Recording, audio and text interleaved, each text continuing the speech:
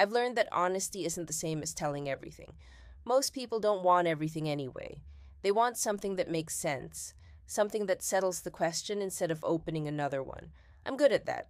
I don't hesitate when people ask how I'm doing. I give them the version that fits the life they already see. The career, the relationship, the timeline that suggests I made the right choices at the right time. It isn't untrue. It's just curated. I've spent enough time reflecting to know how this sounds. I know the language people expect when something feels unresolved. The words that signal maturity, growth, accountability. I use them carefully, not to mislead, but because they're accurate. I've thought about this a lot, long enough to understand my patterns, long enough to explain them without getting tangled in emotion. That's the thing about insight. Once you have it, people assume you've already moved on. Most days, I function well. I show up. I make decisions without spiraling. People mistake that for closure. I let them. There's no reward for reopening something you've already learned how to carry. When I talk about my relationship, I notice how quickly people start listening for a fault line. Something obvious, something they can point to. I don't give them one, not because I'm protecting him, and not because I'm avoiding responsibility, but because the story doesn't cooperate with the tone they're expecting. He wasn't cruel. He wasn't inattentive in any way that would justify anger. If anything, he was consistent, and consistency makes dissatisfaction harder to explain, especially at this stage of life. I didn't feel abandoned. I felt misaligned. There's a difference, even if it sounds subtle. Misalignment doesn't announce itself. It settles in quietly, disguised as maturity.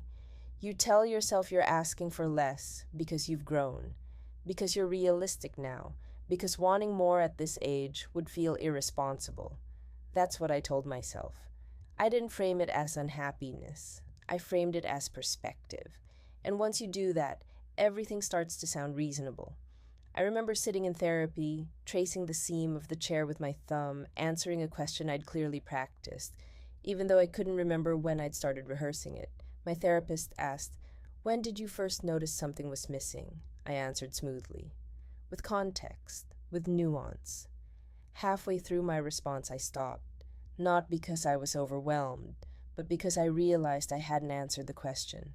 She waited. Silence does that thing where it feels neutral until it isn't. Eventually I said, "That wasn't when I noticed it. That was when I learned how to explain it." She didn't respond right away. That was the first moment I felt exposed.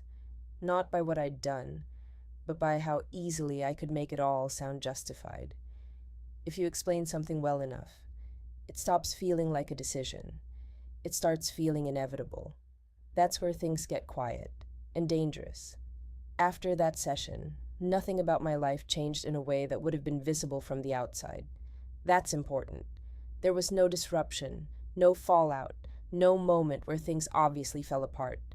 I still woke up early, still moved through my days with intention, still met expectations, mine and everyone else's. From a distance, it looked like stability. From closer up, it looked like discipline. I've always been good at discipline. I like structure. I like knowing what's required of me and meeting it. There's comfort in doing things well, especially when you've built a life that rewards competence. What I didn't realize then was how easily competence can become cover, how discipline can make certain lines feel procedural, not impulsive, not reckless, just manageable. People assume that means I'm grounded. What it usually means is that I'm practiced.